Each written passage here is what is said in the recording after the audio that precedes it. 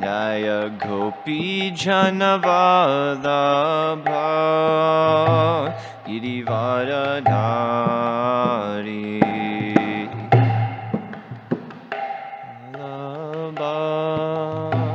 Girivaradhari Yashodhanandana Braja Janaranjana Yashodhanandana Braja Janaranjana Yashodhanandana Braja Janaranjana Yamunatira Vanachari Yamunatira Vanachari Yamunatira Vanachari Yamunatira Vanachari Jaya Radha Madhava Kunja Bihari Jai Radha Madhava Kunja Bihari Hare Krishna Krishna Krishna Hare Hare Hare Rama Rama Rama Hare Hare Hare Krishna Krishna Krishna Hare Hare Hare Rama Rama Rama Hare Hare Jaya Kishore Kishori Jaya Kishore Kishori Jaya Kishore Kishori Jaya Kishore Kishori Gauranitai Jaya Gauranitai Gauranitai Jaya Gauranitai Jai Jagannath Jai Baladev Jai Subhadra Jaya Prabhupada Srila Prabhupada Gurudev Jaya Gurudev Jai Gurudev Jaya Gurudev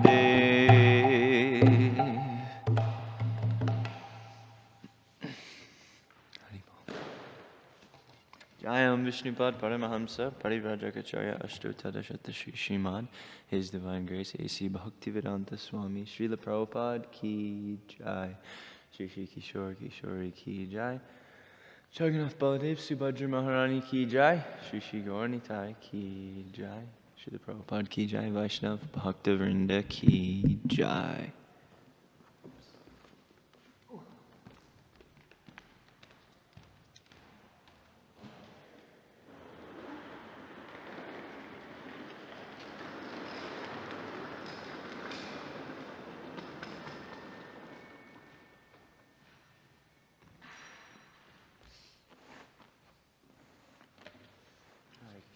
Good morning, Mother Krishna Archana. I'm glad you showed up. People.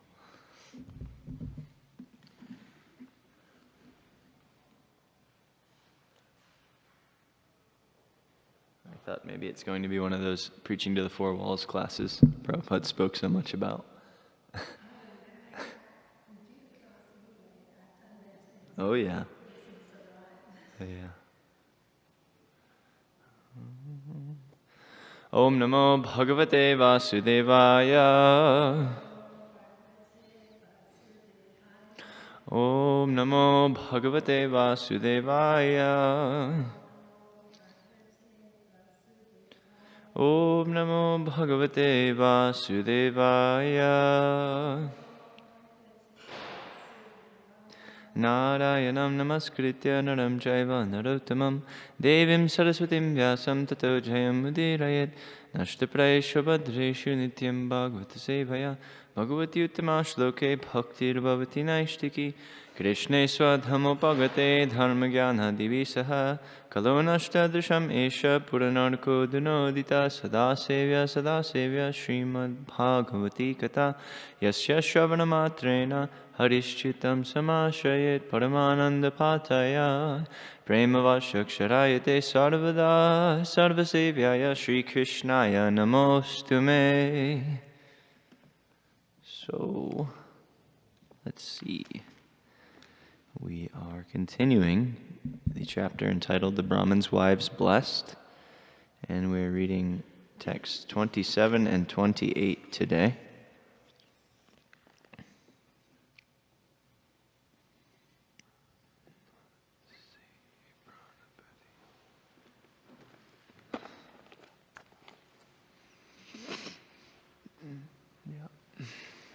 Prana buddhi manaswatma dharapatya dhanadhaya yat samparkat priya asams tatakon vapara priya prana buddhi manaswatma dharapatya dhanadhaya Yat samparkat priya asams tata konva parapriya. Please chant. Pranabudhi manaswatma dvarapatya dhanadaya Yat samparkat priya asams tata konva parapriya.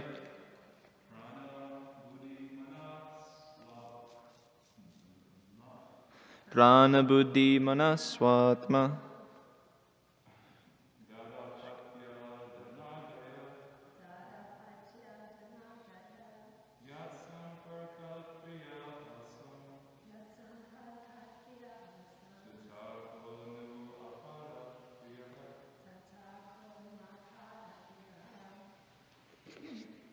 And the word for word, prana, one's vital force.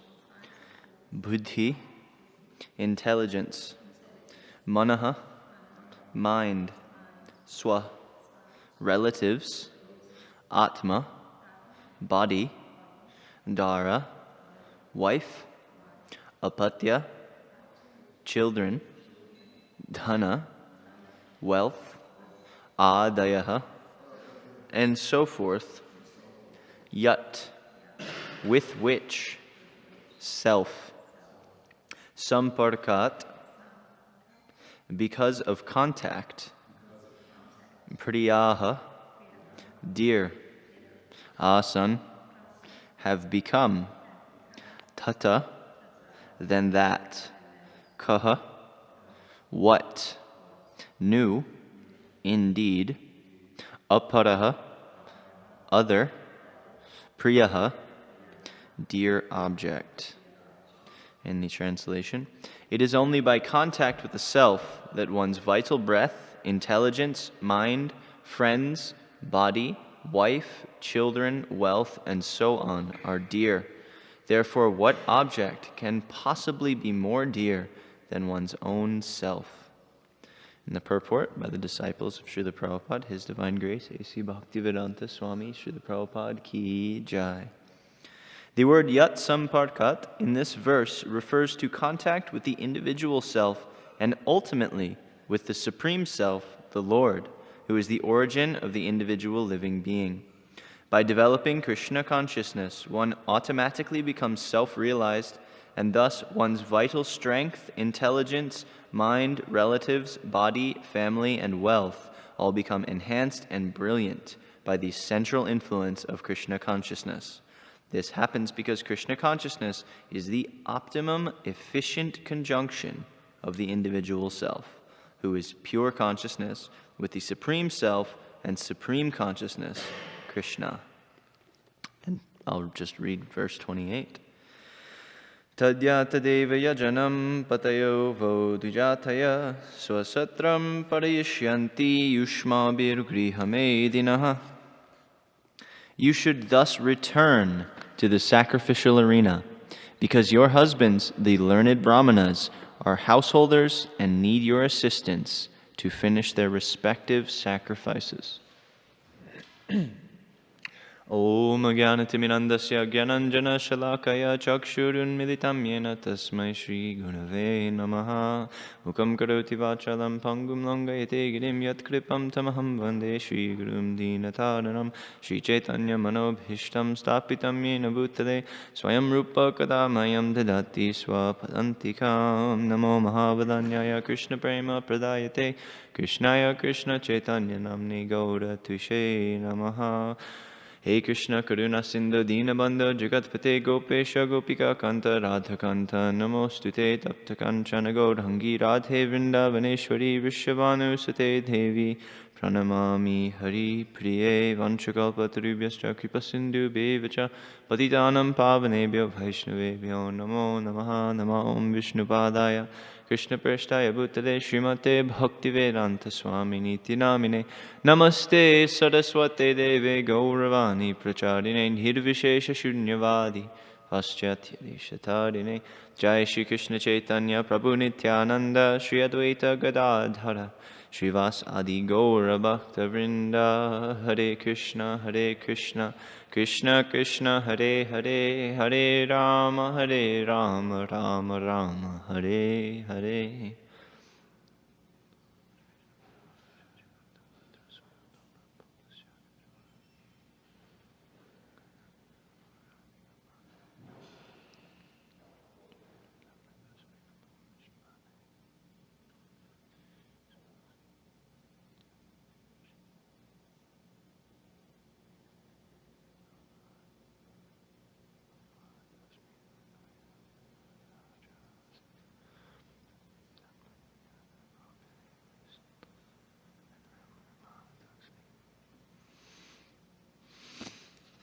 So I'll just read back the translations. Actually, I just want to recap, and then I'll read the translations, just to give some context. So, Krishna sent the boys to beg, and sent them to see the brahmanas, and asked them, please, go and beg some food. You all have said that you're hungry. So, these brahmanas, they're performing sacrifice. They certainly will have some things to offer in the sacrifice, and they'll spare something for you. So the boys went and they asked, and the brahmanas didn't even look at them. They didn't respond. They completely ignored them, and societally speaking, it's kind of okay, because they're just some cowherd boys, and the brahmanas were performing the pinnacle of what society is geared towards in the varnashram system. They were performing sacrifice. In the Bhagavad Gita, Krishna says, you take this yagya. He says that in the beginning of creation, that he gave yagya to mankind and said, be thou happy by this sacrifice, as Prabhupada has translated it, because this sacrifice it'll make you happy, it'll make the demigods happy, and in doing that, you'll have mutual happiness and everything will go well. So these brahmanas, they were performing what they understood to be the topmost echelon of societal perfection. And so they ignored these cowherd boys when they came to ask, because they were absorbed in something that was much more important for them. So the cowherd boys went back to Krishna, and they said they didn't even look at us. And they were a bit depressed, because they were thinking Krishna and Balaram were hungry. And so they're thinking, we weren't able to get anything for Krishna and Balaram. They must be hungry, we've been playing all day. And so Krishna then smiled and said, don't worry. Sometimes beggars are rejected. This is the way of the world. These are the ways of men. Go and see those brahmanas' wives. They're actually so devoted to me that if you just take my name, you don't even have to say I'm hungry. Because if you tell them I'm hungry, then you may see that they become extremely disturbed because they're my devotees. You just say that I'm here. You just say that I've come, and they will bring everything that they have.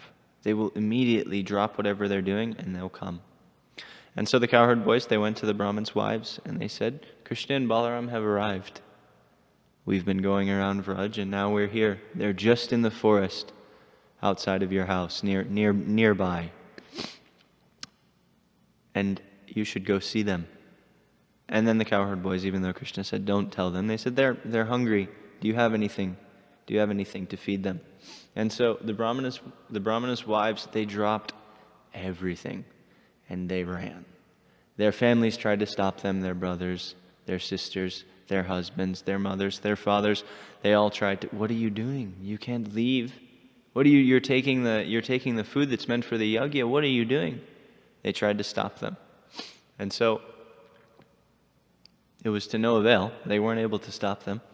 So the Brahmanas' wives, they showed up and they saw Krishna. And they were blown away. It was the most intense thing that they'd experienced to that point in their life. One can only imagine, or we're not even encouraged to imagine these things, but somehow or other we read them, so we have to contemplate them, what it must be like to see Krishna for the first time. This was what the Brahmin ladies, the wives of the Brahmanas, they went through. They experienced this, and they saw Krishna in his full beauty.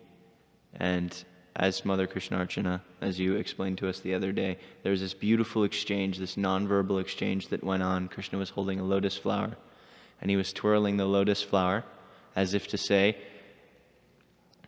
as if to twirl the ladies' hearts, or as if to say, I'm captured by your love, and you're twirling me. And Sanatana Goswami was giving he's always giving possibilities. He's always saying, it could be like this, or the lotus flower could mean this, or it could mean this, giving so many angles of vision and perspectives that we can see from the pastime. So the very essence of their existence was fulfilled by this meeting.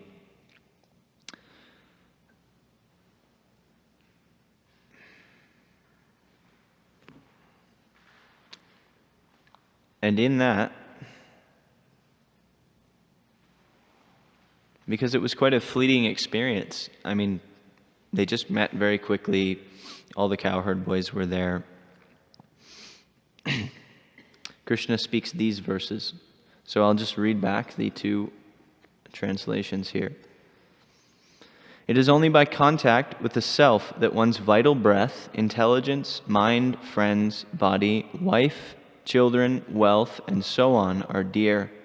Therefore, what object can possibly be more dear than one's own self? You should thus return to the sacrificial arena, because your husbands, the learned Brahmanas, are householders and need your assistance to finish their respective sacrifices.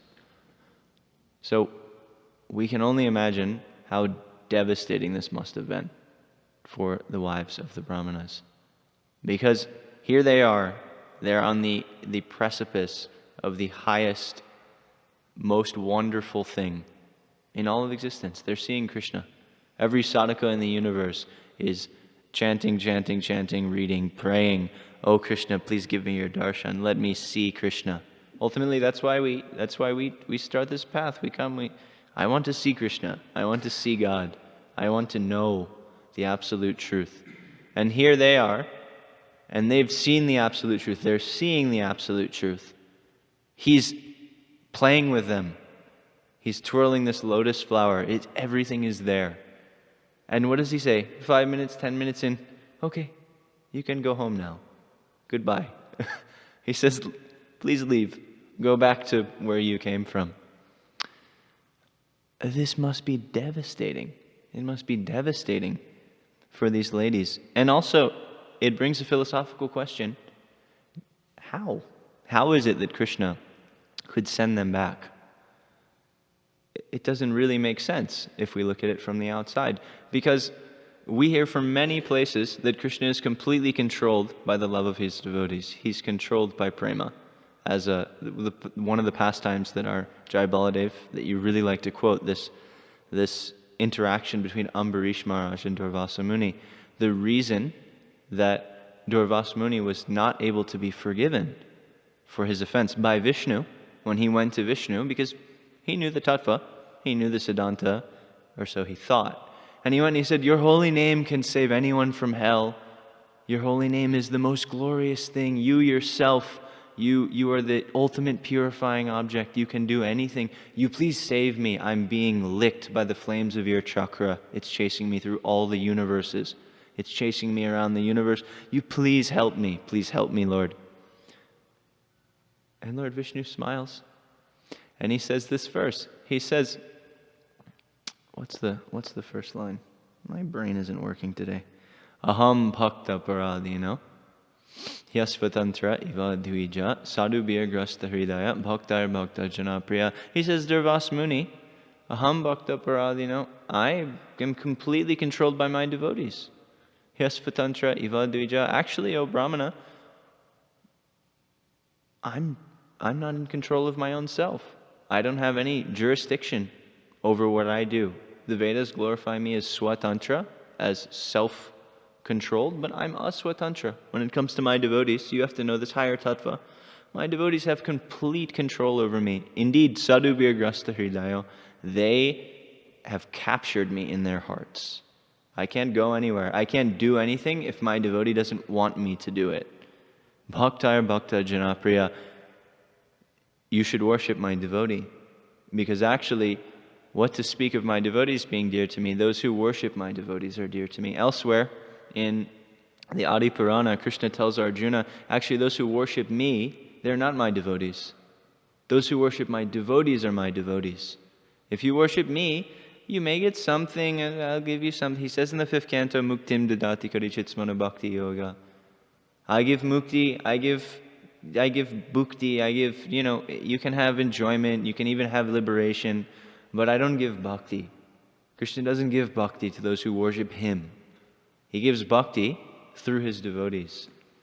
And so the point that I'm underlying here is that Krishna doesn't move without his devotees. The second verse of the Bhagavatam tells us, Sadhyo hridya virudite chakritibi shru shru shruvis tatshanat, that Krishna's captured.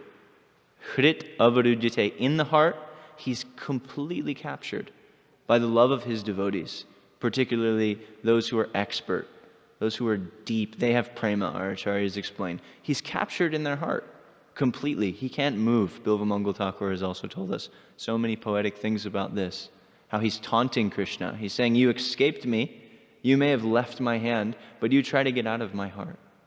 You can't get out of my heart. So it begs the question, how is Krishna able to say, please go home now, to these Brahmins' wives? We're hearing the explanation. They have prema. They've left everything. They're on the precipice or the doorstep of the love of the gopis. Even they say the same words we're going to hear. They use the same words that the gopis use after he says, please go home. So how is it that he can just so easily say, please go away? Because this is Vrindavan. This isn't Vishnu. Vishnu was speaking to Durvasa Muni, and he was saying, I can't do anything unless my devotees tell me I can do it, basically. Vishnu is saying, Vasudeva Krishna is telling Arjuna this, that if you worship my devotees, I can't do anything. He says in the Bhagavad Gita, he says, Konteya pratijanihi name bhaktya pranashiti. He says, my devotees, they'll never perish. You should declare this, Arjuna, because if you say it, I have to follow it. Because he can't go against the word of his... Not even that he won't, he can't. That's the way it's set up. He's bound by the Shakti, by his devotees. So how is it that he's able to just dismiss these ladies? Actually, this brings up a very beautiful point for an understanding of what Vrindavan is, and for an understanding of how Vrindavan works, and what it means that Krishna is not God in Vrindavan.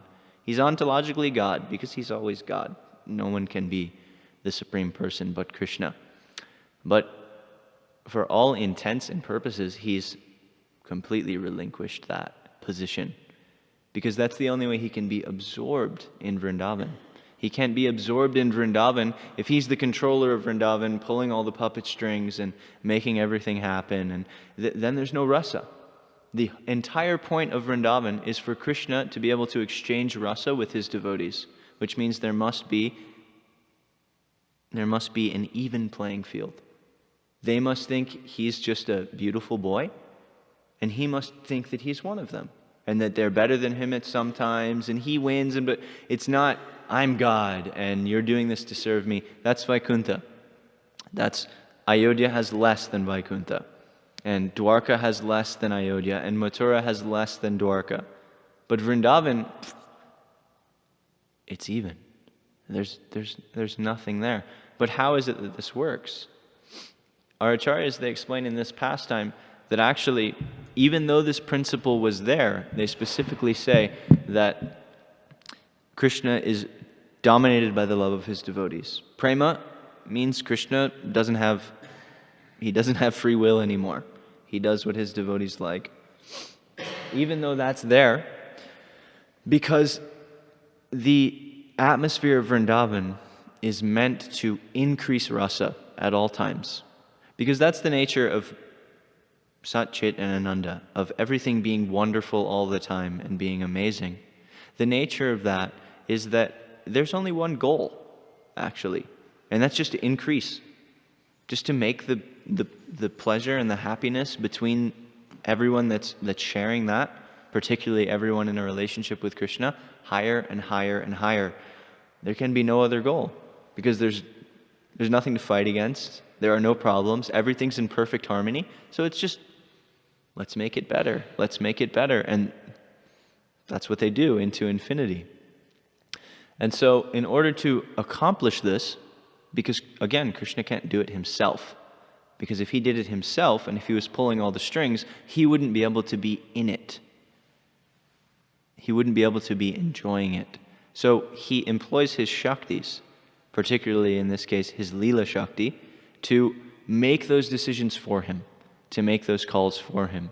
So his Leela Shakti, even though normally he's completely controlled by prema, she bestowed some knowledge of his opulence to him, so that he would act in this position and say, anyway, you can go home. The Paramatma is situated in your heart, and your husbands, they're performing yagya, and they're going to please the Paramatma through yagya. So I'll also be pleased by doing that. You're here to worship me, I know that. So that's why he spoke like this. We'll also hear when we come to the Rasa Panchajaya, the beginning of it, when the gopis go to meet Krishna. Again, the Brahmins' wives, they take some of the same words because they're in a very similar situation. The situations play out completely differently because the gopis don't go home, because that's not what's going to facilitate the rasa at that particular point. But this Aishwarya allows Krishna to say like this and to send them home and to speak this Brahma Gyan. Oh, the Paramatma is in your heart and I'm the Paramatma, so you should leave. You can go. You can go. Because this is what will facilitate their love deepening. The Brahmin's wife's love will come up and up and up and up by that separation. And the Leela Shakti, because she's a servant, Yogamaya is a servant, his Leela Shakti is a servant, his Icha Shakti is a servant. We hear in all of these pastimes in Vrindavan, we hear in the commentaries, our acharyas, they've so mercifully given us glimpses into how this works so that we can understand the mechanics of it and so that we can delve into it. All of these Shaktis, at different points in the Brahma Vimohan Leela, the Icha Shakti understood that Krishna had some affection for Lord Brahma, and so went and got Lord Brahma and brought him so that the whole pastime could take place. And we hear these different Shaktis, they do so many different things in relation to the Vrindavan pastimes. So the Leela Shakti here, she decided this is what will be perfect to bring this up. If Krishna meets and does whatever with these Brahmin ladies now, it's not going to have the best result that it possibly could. It's not going to be the perfect culmination of Krishna's experience or the perfect culmination of the Brahmin's wife's experience. So she gave that little bit of knowledge of Aishwarya to Krishna so he could speak like that. and cause such a pain to these ladies' hearts. Again, maybe 5 minutes, 10 minutes. I mean, we're not given the time frame, but looking at the pastime, they don't spend very long together. It's not, they don't go for a walk through the forest. They don't do anything. Actually, one of our acharyas, they say that Krishna maybe from his perspective spoke like this because he felt a little embarrassed that all of his friends were there, and these were Brahmins' wives, and he didn't want to say anything too, out of the ordinary. And so it's a very fleeting experience. It's the fulfillment of their life to that point. And then he says, you can go home. You go. And so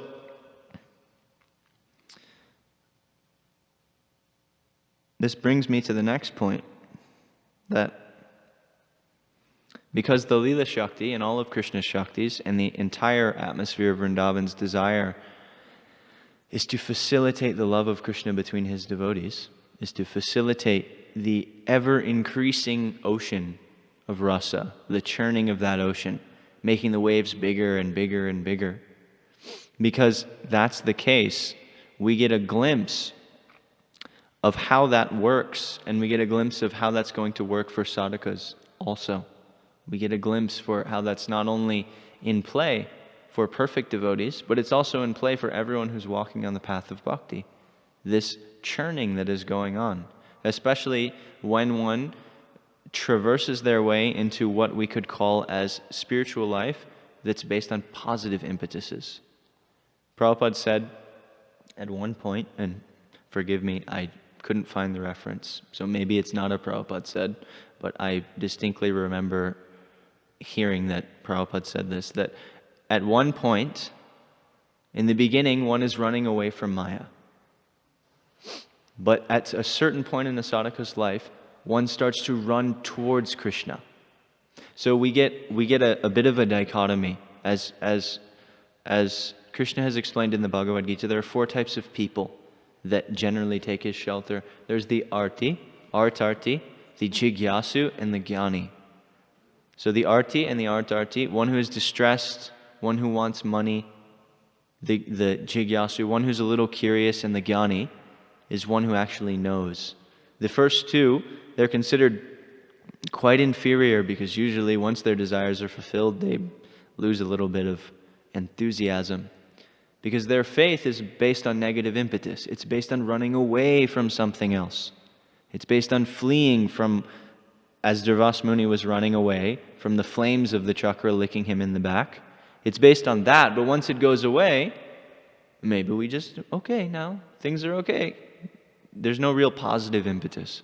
So in Sri Chaitanya Mahaprabhu's Shikshashtakam, he's explained to us what the transition into the positive impetus looks like. And also, he's given a very, very detailed breakdown of what spirituality coming from a positive impetus is. Because that's the place where this stuff starts to take place. Where what we hear in the 10th canto, where what we hear with all the bhaktas, because these are the things that we're supposed to understand, because ideally, these are the things that are coming. Whether it's going to be 5 years or 50 years, or 5 lifetimes, or 5 minutes, whatever it's going to be, these are the things that we're supposed to be earnestly hoping are going to come. This is why Chaitanya Mahaprabhu spoke those verses. This is why Rupa Goswami wrote the Bhakti Rasamrita Sindhu. This is why Shukadev Goswami spoke to Parikshit Maharaj the Bhagavatam, so that he could develop this mental conception in a very short time and understand this is the goal of my life. And so I just want to go over the Shikshashtakam in relation to this process that happens, because I was reminded of it by seeing this and by hearing the words of our acharyas in commenting on Krishna's plunging these ladies into separation. Going from, it's described that when they saw Krishna, their meditation became so intense because they couldn't just go and hug him, that they closed their eyes and they fell into a deep, rapt meditation, and he was there and they served him. And so they had this wonderful experience they never had before that was most tangible because they finally had darshan. They'd never seen Krishna before this. They'd only heard about him. And then it's over. Now you go. You have to leave. And they left. So we can only imagine the deep, deep, deep separation that they're feeling. And so this is described in the Shikshastakam by Chaitanya Mahaprabhu. So the first 3 verses of the Shikshastakam are what we could title again as negative-based or negative impetus spirituality. The beginning, the very first verse, it doesn't seem so negative, but it lays out a general overview of what Sankirtan does. And for the people in the consciousness of just coming in contact, they can't help but have most of their spiritual life based on negative impetus.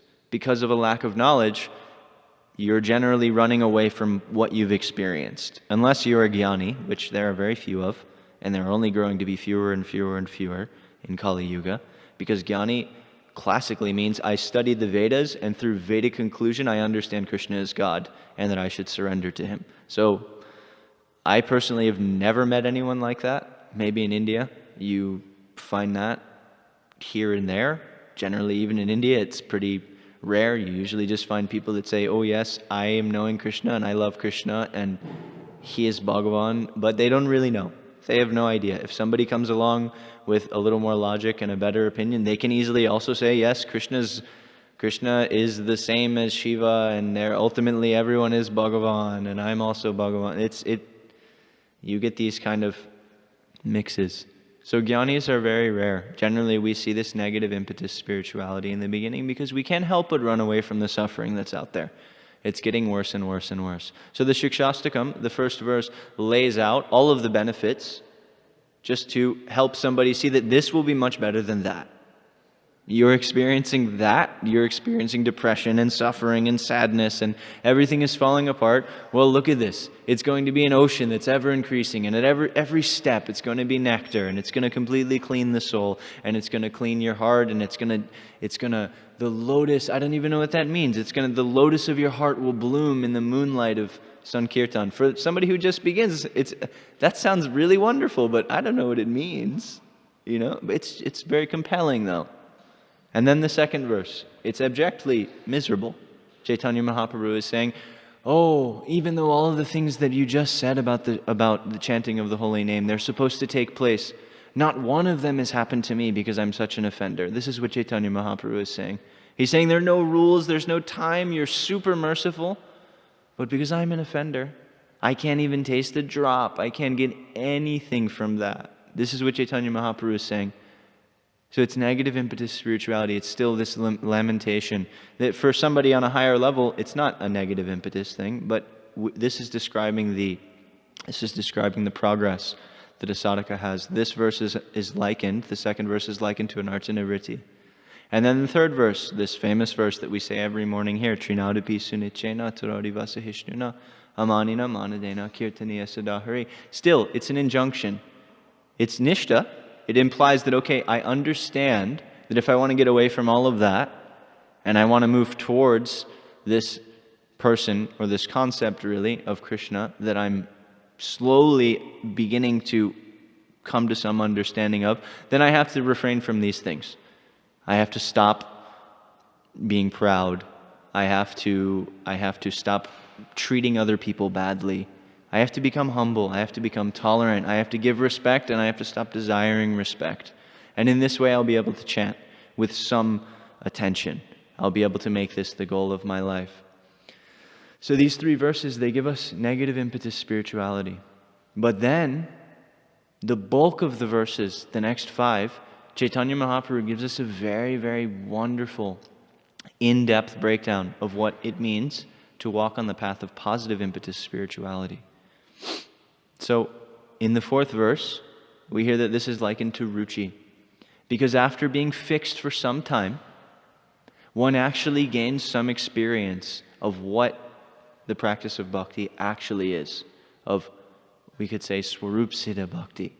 He gains some experience of real bhakti, and some taste comes through.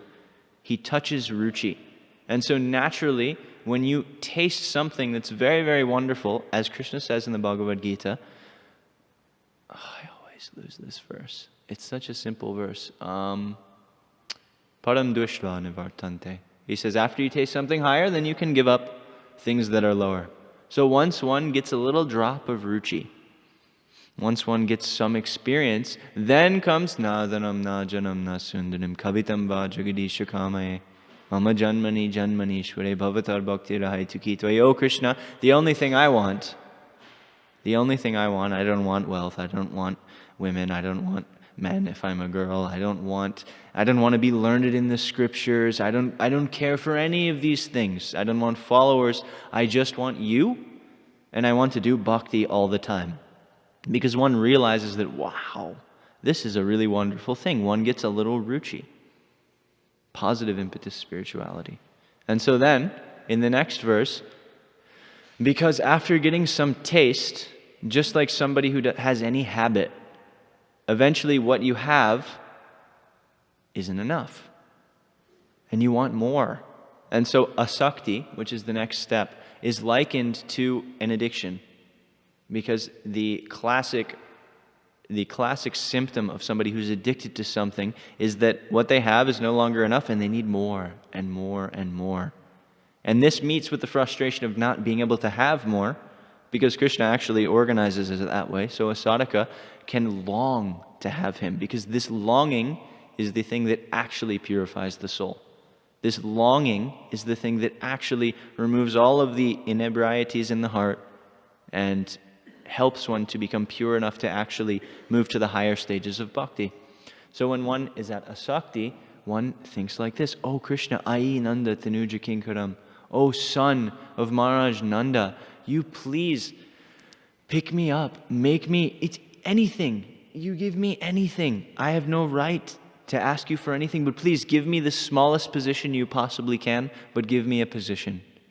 He says, you make me a speck of dust at your lotus feet. What is a speck of dust? A speck of dust is the smallest thing you can possibly imagine. Brahma prayed to be grass. Uddhava prayed to be a creeper. You make me a speck of dust. The smallest thing the sadhaka can imagine. Just please give me anything. I'm suffering like anything. I really, really want to be with you. This is asakti. This purifying thing. And then what happens? In the next verse, Nayanam galada shridharaya vartanam gadgada ritaya gira pulakar nichitam vapu kada tavanam agrahane bhavishyati. Oh Lord, when I take your name, tears are not coming from my eyes. Even though they may be. This is the nature of a bhava bhakta. When will tears come from my eyes? When will I feel the ecstasy that I've heard that your devotees are experiencing? Because someone in bhav, actually, that's how it goes. You feel less and less and less. You feel like you're less. You feel, I'm not experiencing more. I asked for something. I asked for the wrong thing. I asked to become a speck of dust. Now I have an actual conception. I want to be a devotee. I want to do this. I want to serve Krishna in this way, and I'm not able to. So this longing, this hankering is there. This is what Krishna is putting the Brahmins' wives through. Obviously, they're already at prema, but even within prema, these things happen. Krishna says your prema can be better. There are something like 10 stages in prema. And Krishna wants his devotees to climb through each and every one of them, right to the summit. Or to the summit that their rasa will allow them to. Some rasas can only go to a particular stage. Some rasas can go higher or further. So Krishna is interested in extricating that love from his devotee's heart. So at the stage of bhava, one laments like this, that I asked to be a speck of dust. I asked, but now I'm getting something completely different from what I thought I was asking for. Now, I'm suffering like anything. I'm not getting what I wanted. I'm not getting what I thought I was asking for. And now I'm stuck in this situation. I'm only crying. There's only tears. As our acharyas have explained, it's a very intense experience. And then, at some point in bhava, one transitions into the realm of prema. And at the realm of prema, one sees Krishna. One actually gets sakshat darshan. Krishna's standing in front of them. This is what just happened to the Brahmins' wives. Krishna's there. They were hearing all of the fruit sellers and the different merchants that go to trade with the people of Gokul, with the people of Vraj. They would pass by the Brahmin's wife's house. They would also come to sell wares there. Maybe it must have been a village. And they would say, there's this beautiful boy, and he did this thing, and he did that thing. And so they were completely captivated by this hearing. And they went through these stages and this desire. I want to see Krishna. Where is Krishna? Where is Krishna? And so finally they saw him. Prema. And then Chaitanya Mahaprabhu, he tells us what's going to happen. He says you're going to see Krishna, and then Krishna's going to go. In this case, Krishna dismissed them, told them that they have to go away. Because what does this cause? This causes the ultimate impetus in the ultimate way. Very, very protracted suffering that comes through separation, that causes one's love to blossom like anything. It's the hallmark of our sampradaya practically. There are other sampradayas that worship Radha and Krishna, and they're very exalted. If you see the books that they have, if you understand what they're speaking about, the Nimbarka Sampradaya, Bhaktivinoda Thakur says, Chaitanya Mahaprabhu decided to take two things from the Nimbarka Sampradaya. One of them is Radha Dasyam, which means I'm a servant of Radharani, and Radharani is my life.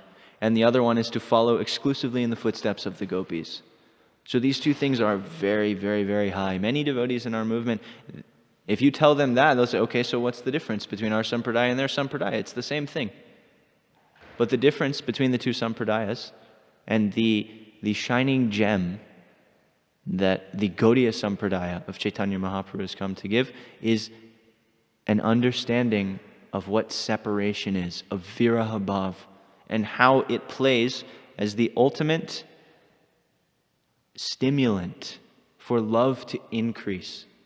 Because again, that's the only purpose of the spiritual world. The only purpose in the spiritual world is to increase rasa. And separation happens to be the most effective impetus to increase rasa. This is a very secret thing, because if you don't understand it, then it seems like, why would many others, if you talk to people in other sampradayas, if you talk to the Radha Vallabhis in Vrindavan, they will tell you, what is Rupa Goswami speaking about? Krishna doesn't have to undergo such a painful thing as separation. Radharani, they're never separated. They'll say their philosophy is nitya vihar. The spiritual world is eternal play, and they're never separated.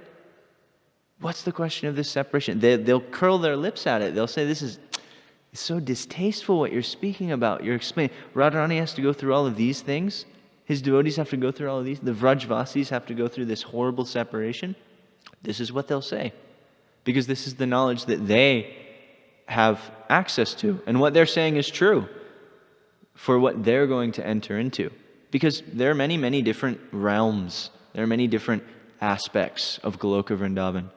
Srila Vishwanath Chakravarti Thakur has explained that as one does sadhana, there are different places. Even when the Vrajvasis have a desire to experience Brahmaloka, and they have a desire to experience Krishna as God, because they kept hearing some funny things, so they thought, is this true? And they asked Krishna, can you just show us the truth? He took them to this Brahma Hrad, the Brahma lake in Vrindavan.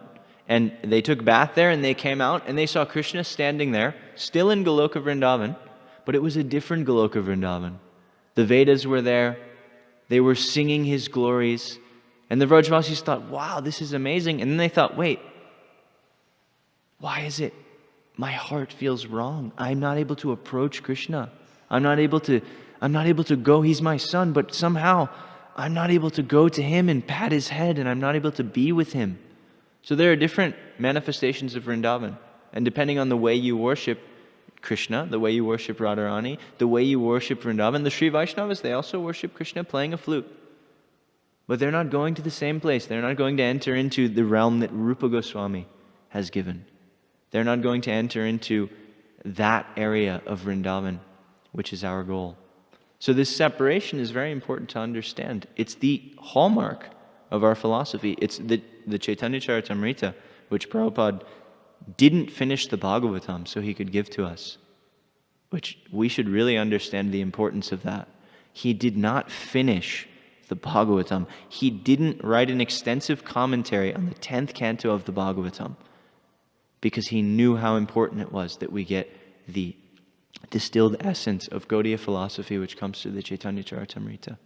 The Chaitanya Charitamrita and the understanding of Chaitanya Mahaprabhu's life, particularly that which happens in his later pastimes, is so important. And it's literally it's just a description of Vipralambha Tattva. It's just a description of what it means to be separated from Krishna and how it's such an important impetus for spiritual life, for both perfected devotees and those who are practicing. It's so important that even Krishnadas Kaviraj Goswami, who was writing the book, when he finished the Adi Leela, he said, "This is taking too long, and I might die. And if I don't give this to the world, if I don't give the Antya Leela, if I don't give the Gaur Gambhira Leela to the world, this whole book is pointless and my life is pointless." So he wrote a summary of it. He wrote something like 400 verses in Bengali to summarize that, just so that at least it would be there. In the same way we saw Srila Prabhupada, he knew that we had to have the 10th canto. And so he finished the 2nd canto and he thought, I'm a 74-year-old man. I may not make it through the Bhagavatam. So I have to write Krishna book because they have to know the 10th canto. They must have the 10th canto. So he gave the 10th canto in summary, quickly. He gave Bhakti Rasamrita to Sindhu very quickly. In the same way, he decided at the 5th canto, I have to do, Chaitanya Charitamrita must be done. It's very important for us to understand this separation. Now, moving back to the Shikshastakam, sorry, I went on a bit of a tangent. Prema. They've seen Krishna and he said, go away. And we've just heard of what an amazing impetus separation is. What's the next verse that Chaitanya Mahaprabhu says? Yugayitam nimeshena chakshusha pravrishayitam shunyayitam jagat sarvam govinda virahena me. This is the ultimate precursor and stimulant for love. This is the thing that brings everything out. This is the hallmark of our sampradaya. And this is what the Brahmins' wives are going to go through. This is what we're going to hear the gopis go through later. This is what all the Vrajvasis, they all go through when Krishna leaves Vrindavan. And then we go through something like 40 chapters of the Bhagavatam with the Dwarka pastimes, and then we hear about the meeting in Kurukshetra. It's very important to understand. All of our Vaishnavacharyas, specifically the Gaudiya Acharyas, are writing elucidations on this principle and how it leads to the highest bliss for Krishna and the Vrajvasis. And we can go further and we can understand what the mechanism is for this particular principle. Because this is actually the nature of real love. It's a little bit, I remember when I read this in a Shikshastakam commentary for the first time, and it actually shook me a little bit. It was a commentary on the final verse, and because to that point in my life and my understanding of the philosophy of Gaudiya Vaishnavism was that we're moving towards happiness, ultimately. That's what we're geared to strive in a selfish way. From the beginning, we're ontologically selfish, as Krishna explained in the chapter preceding the Brahma Vimohan Leela. He explains that people are attached to the self, and so the only way out of selfishness is to become attached to the self of the self. That the only thing that is dear to one is the self. And so, when I was reading this commentary on the 8th verse of the Shikshastakam, I remember seeing something. It was in either Bhaktivinoda Thakur or Srila Bhaktisiddhanta's commentary on the verse, that one has to be ready to have absolutely nothing, to be completely forlorn, and to be completely rejected, actually. To be completely left aside, because this is what the last verse says. The last verse says that you can kill me if you want to, marmahata. You can not only kill me, you can kill me in the most painful way. You can cause me the most pain. You can ignore me. You can reject me. What to speak of rejecting me? You can give somebody else the attention that I'm so desperately desiring in front of me while ignoring me. This is the gist of the final verse of the Shikshastakam. This is what it really means to have a completely self-effacing mood, to really love Krishna, and only to love Krishna. This is what really brings the highest bliss. And then we're stuck. We go back to Yugayatam Nimeshena. We're stuck in this wonderful realm, which we long to be stuck in. But we have to understand it, where the happiness of the world, as we will experience it at that point, no matter how long it is like a millisecond. And any separation, any suffering, is like a yuga, as the verse says. And we get examples of this just to show us what it's going to be like, how intense the experience is going to be.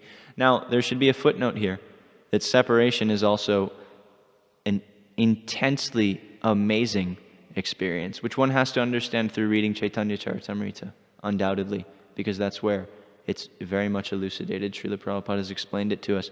Kaviraj Goswami has explained it to us.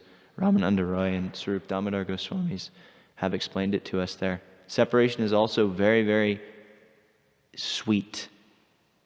But we get some examples of what life is like with this millisecond of pleasure and these yugas of it's so amazing. It takes a minute, it takes a millisecond and turns it into infinity, and takes infinity and turns it into a millisecond. When Krishna was dancing with the gopis in the rasa dance, Krishna's Shaktis took an entire night of Lord Brahma, 4.32 billion years, took all the nights from an entire night of Lord Brahma and crammed them into that one night. And it's described that for the gopis, it went by like a millisecond. It ended, and they thought, wait a second, we just started. What do you mean it's over? The sun is coming up. Go back. What is this? It was a millisecond for them. And then it's also described that when they would blink, if I blink, I don't even lose sight of you, Jai Baladev. Literally, if you blink, it's like a flash of black. There's like nothing that blah, blah, blah. I can like keep blinking and I can see you. When they would blink, they would curse Lord Brahma because it would cause them so much pain from that momentary separation. Yugayatam nameshena chakshusha pravrishayatam. So we fall into this extraordinary realm where you're so attached, you're so in love, that it's like that a millisecond of separation is like a yuga. What to speak of 100 years like the Vrajvasis went through when Krishna left. There are deeper levels, but we'll keep it there. And 4 billion years of pleasure, of meeting, goes by like a millisecond. So this is what we have to understand. This is what Krishna is churning out, because he wants to give these Brahmin ladies the best experience possible. The next best experience, because it's not even linear. It's not that he wants to give the best experience and then it'll be over. There is no peak. It's all peak. It's all up. This is the only instance that we hear about. But these are eternal. They're going to be eternally. There's going to be more and more and more and more and more. It's going to be more wonderful. So this is what the Bhagavatam is showing us. This is what Shukadev Goswami is telling us. I'll stop there. I went about 10 minutes further than I wanted to. I apologize if it was tangential.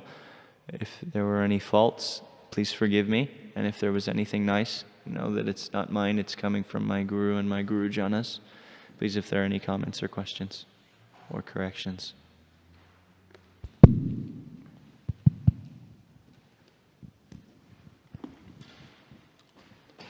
Hare Krishna, Prabhu. Thank you for your class. Hare Krishna. Always a wonderful, elucidation of the subject matter. The points that was highlighted to me is you were mentioning ruchi, our taste for Krishna consciousness. Ruchi, our taste for Krishna consciousness, and how you were basically describing the difference between, in this related to this verse, the difference between Vapu and Vani. The wives of the Brahmanas wanted the Vapu, association of Krishna. But Krishna says, it's better to follow my Vani, my instructions. And we see Prabhupada says that. And so one thing that came to mind is that we see that when Prabhupada was on the planet, the devotees had his Vapu.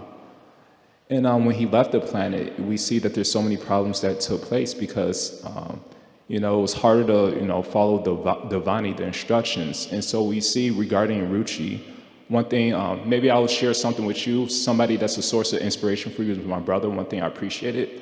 But before that, one thing came in mind is that we see that when Prabhupada was sharing his teachings, that it's better to follow the Vani than the Vapu. We see that ruchi is created when we surround ourselves with devotees. But ruchi is maintained when we surround ourselves with devotion. And the Bhagavatam describes what that is. Yasyasti bhaktir bhagavati akinchana sarvya gunais tatra samasite suraha. Prabhupada mentions in that purport, this is from the 5th canto, chapter 18, verse 12.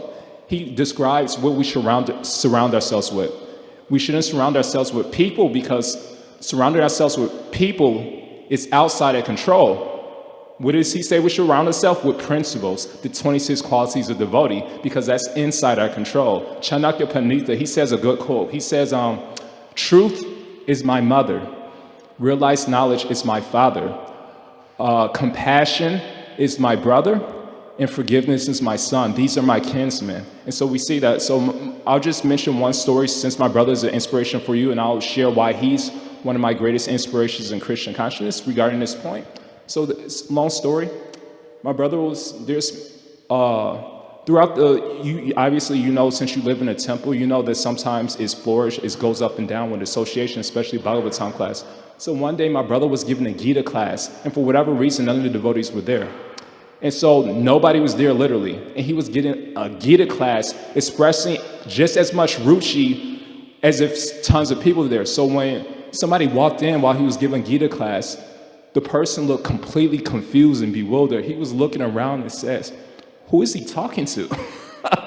And so that's one of why I appreciated my brother so much, because he showed what he was made of. Anyone can show what they're made of when everyone is watching. But the reason my brother is such an inspiration for me is because he showed what he made of when no one was watching, just like Prabhupada. So my question is that it's actually, what are some steps we could take to gain the realization that it's actually a blessing when we're put into either association, hardly any association, or association that gets on our nerves? Because actually we can't really test whether we're surrounded by principles unless people get on our nerves. So what are some steps we could gain a realization that it's actually a great blessing when Prabhupada leaves the planet, or the source of my inspiration leave this world? Then I can actually surround myself with principles, because just simply surrounding myself with my Diksha or Shishya Gurus is not an indication I'm following his teachings. So what are some steps we could take to see this as a blessing when we're surrounded by no one or people who get on our nerve? I don't know. I'm not experienced enough in bhakti to answer that. I'm struggling with it myself. I hope you get some answers. Anyone else?